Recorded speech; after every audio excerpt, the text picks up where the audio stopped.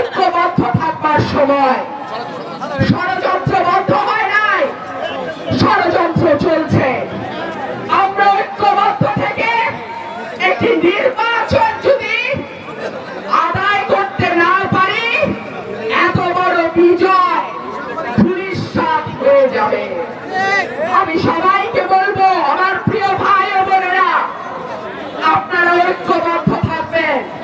আমরা যদি ঐক্যবদ্ধ থাকি, কোন ষড়যন্ত্রকারীর শক্তি নাই আমাদেরকে পরাজিত করে।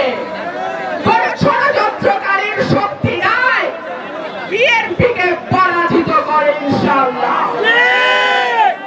আপনারা দেখুন, আমাদের নেতা বিএনপি চেয়ারপারসন, বিএনপির অ্যাক্টিং চেয়ারম্যান জনাব তারেক রহমান পরিষ্কার বলেছেন, এই সরকার আমাদের সরকার, এই সরকারকে কোনোভাবেই ব্যর্থ হতে দেওয়া যাবে না। সুতরাং আমরা আশা করব এই সরকার গণমানুষের দাবি, এই গণমানুষের দাবির প্রতি লক্ষ্য রেখে দ্রুত একটি অবাধ, সুষ্ঠু, নিরপেক্ষ এবং অংশগ্রহণমূলক নির্বাচনের আয়োজন করবে। আমরা ষড়যন্ত্র দেখতে চাই না, আমরা আরেকবার ফ্যাসিবাদের পদধ্বনি শুনতে চাই না। আমরা চাই না এই সময় ব্যবহার করে কোন দুষ্কৃতিকারী চক্র আবারও বাংলাদেশের মানুষের ঘাড়ে চেপে বসার চেষ্টা করুক। আমরা মাত্র দ্বিতীয় স্বাধীনতা অর্জন করেছি, অনেক রক্ত, অনেক লাশ, অনেক গুম হয়ে যাওয়া ভাই, অনেক হারিয়ে যাওয়া মায়ের সন্তানের বিনিময়ে এই স্বাধীনতা আমরা অর্জন করেছি। এমন কোন দিন নাই আমাদের বাড়িতে পুলিশের তল্লাশি আর হামলা হয় নাই। এমন কোন দিন নাই, এমন কোন রাত নাই শান্তিতে আমরা এলাকায় ঘুমাইতে পারছি, থাকতে পারছি। কিন্তু সকল জুলুমেরই শেষ আছে।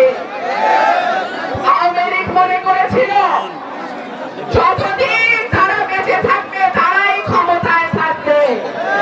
দেশের মানুষ তাদেরকে জবাব দিয়ে দিয়েছে। সুতরাং মানুষকে সমর্থন, মানুষের ভালোবাসা যদি থাকে তাহলেই নেতা হওয়া যায়, তাহলেই রাজনীতি করা যায়। পদ অনেকভাবেই আসে, কিন্তু নেতা তৈরি হয় মানুষের ভালোবাসা।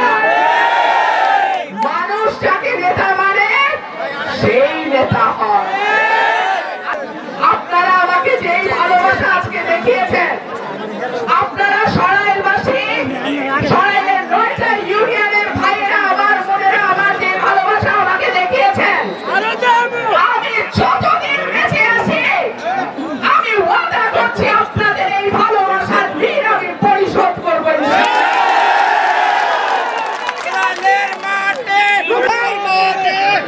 আপনারা জানেন 3.5 বছরের জন্য আমি সংরক্ষিত মহিলা আসনে সংসদ সদস্য হয়েছিলাম।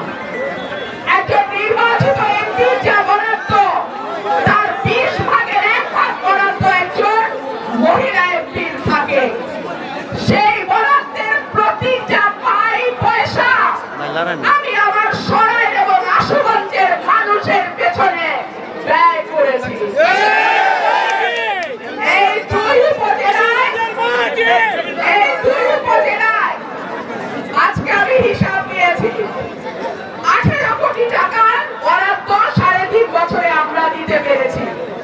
আপনাদের ভোটে যদি আমি আগামীতে সংসদ সদস্য সরাসরি ভোটে নির্বাচিত হইতে পারি, তার 20 গুণ বেশি উন্নয়ন, 20 গুণ বেশি বরাদ্দ আমি আপনাদের ঘরে পৌঁছাই।